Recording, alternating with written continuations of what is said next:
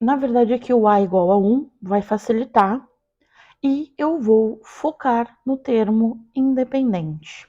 Por quê?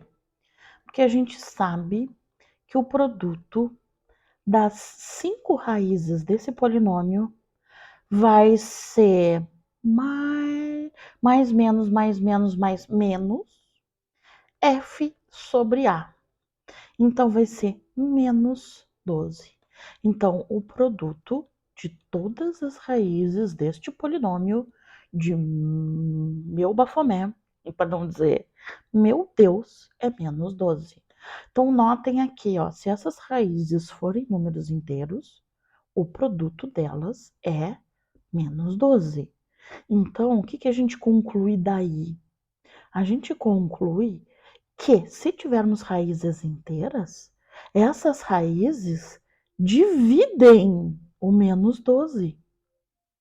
Ou dividem o 12, o sinal aqui é o que menos importa, porque, né, mais ou menos a gente vai incluir na conta. Então, se a gente pensar em todos os divisores de 12, nós temos as potenciais raízes desse polinômio. Então, quem é que divide 12 ou menos 12? Mais ou menos 1, mais ou menos 2, mais ou menos 3, mais ou menos 4, mais ou menos 6, até mais ou menos 12. Então, a gente tem que, basta encontrar uma raiz que a gente já consegue ir encontrando as outras raízes e ir fatorando o polinômio. Então, aqui, ó, a gente vai começar pelo mais fácil, tentando. Aí é tentar mesmo, tá, pessoal? Tentando as mais fáceis, 1 ou menos 1. Eu vou começar por P de 1. Então, vai ficar 1 na 5, menos 1 na 4, menos 7 vezes 1 ao cubo, mais 11 vezes 1 ao quadrado, menos 8 vezes 1, mais 12. Aqui o 1 se anula, aqui vai dar 23, mais 7 com 8 vai dar menos 15. Isso não vai dar zero, então x igual a 1, infelizmente, não é raiz de p de x. Mas vamos tentar outra, é menos 1. A gente sabe que o 1 já não é raiz, então menos uma possibilidade. Vamos fazer p de menos 1. Então aqui, menos 1 na 5, menos 1. Menos 1 na 4, mais 1, mas tem o menos na frente. Menos 1 ao cubo é menos 1, vezes menos 7 é mais 7.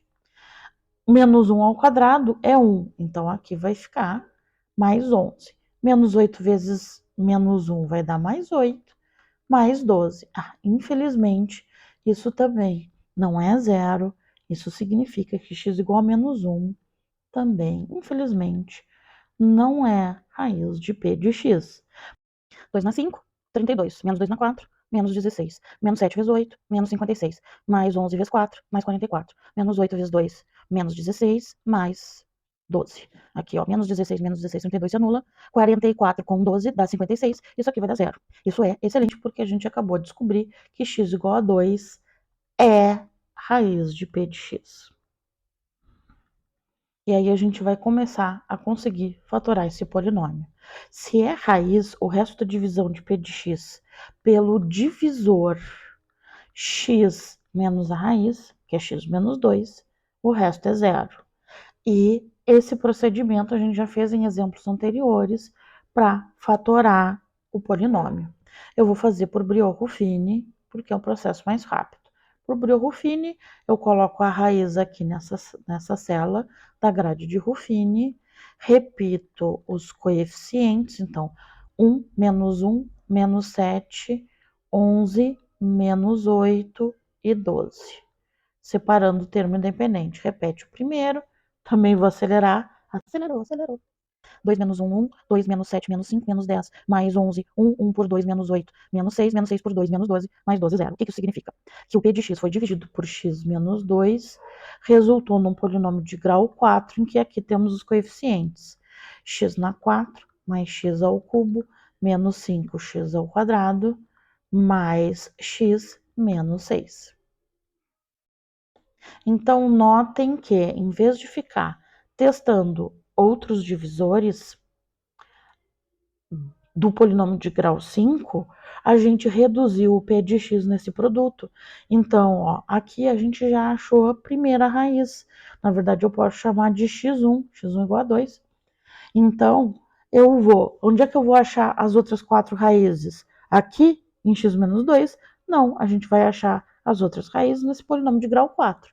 Então, em vez de ficar testando todas as possibilidades, a gente também pode observar o termo independente desse polinômio de grau 4, que é o menos 6.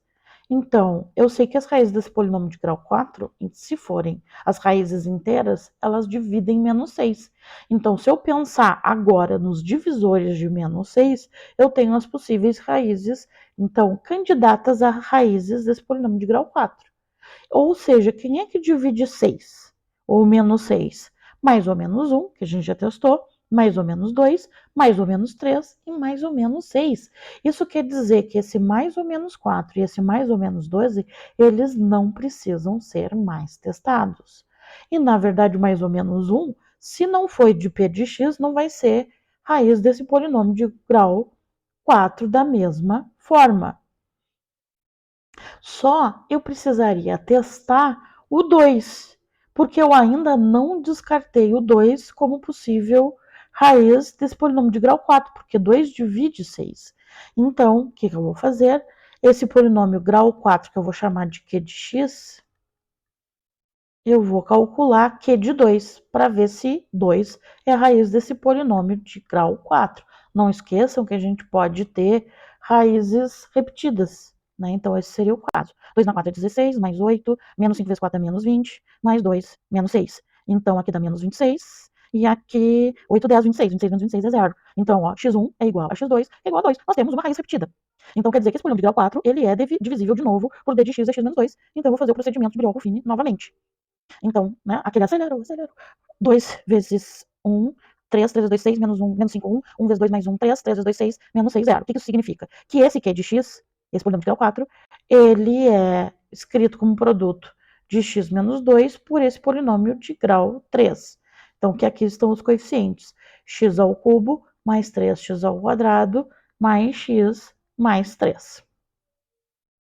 Então, novamente, eu olho agora o termo independente desse polinômio de grau 3, que não tem mais por que olhar os polinômios de grau 6.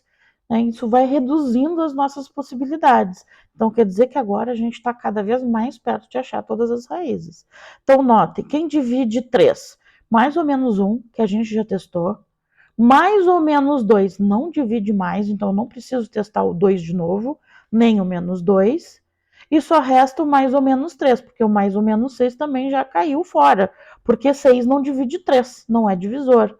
Então, agora eu só vou ter que testar mais ou menos 3.